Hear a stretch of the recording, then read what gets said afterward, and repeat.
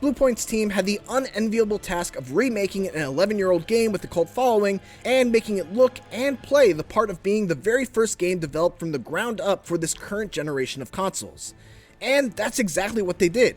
Demon's Souls is breathtakingly gorgeous and plays significantly better than it on the PS3.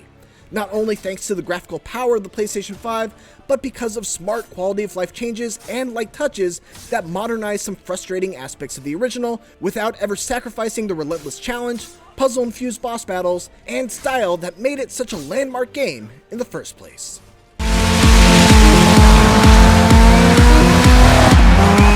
Dirt 5 represents a complete about-face for the main Dirt series, shedding virtually all semblance of simulation in favour of an unabashed, arcade-inspired racing experience that draws from just about every influence you can name except for its direct predecessor.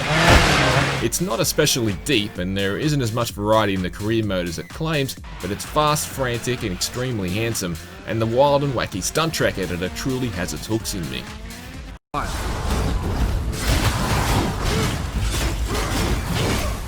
Darksiders Genesis may lack the polish and flair of its numbered brethren, but make no mistake, this is still a Darksiders game, and it's one of the best. There's a really strong balance of great combat, clever puzzles, rich exploration, and excellent progression mechanics that keep its momentum going strong throughout its 15-hour runtime.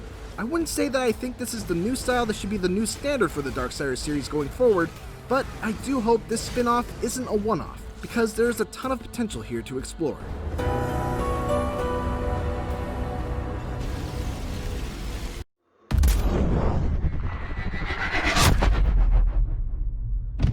Unlike a traditional stealth game focused on keeping yourself out of view or secretly taking out unsuspecting foes at close range, in sniping games like Sniper Ghost Warrior Contracts, you're better off keeping your distance.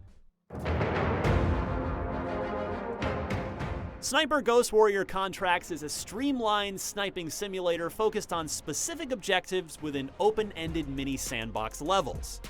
It gets off to a weak start with its forgettable story and tedious backtracking, but more than makes up for it with satisfying bullet physics, a delectable kill cam, and plenty of gadgets to help you kill from a distance.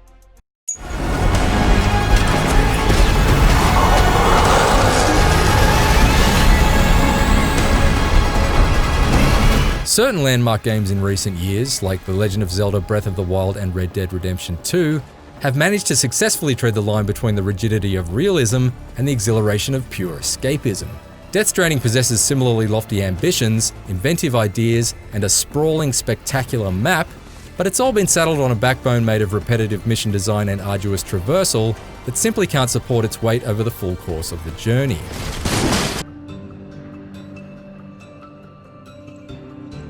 The Surge 2 manages to recapture a lot of what made the original fun, even improving on its already solid combat and gear grind in several meaningful ways. Its missteps, however, make the sequel an overall lesser game than the original. Uninspired environmental design and overly ambitious story choices rob it of the same level of satisfaction, even with some smart mechanical improvements. Of course, if you're just here to chop dudes in robot suits in half as you grind up to the next power bracket or craft another piece of gear from severed arms, you're probably gonna have a good time. For more on The Surge 2, check out the first 17 minutes of the game or a boss fight in New Game Plus. And for all your other sci-fi or robot chopping needs, you're already in the right place here on IGN.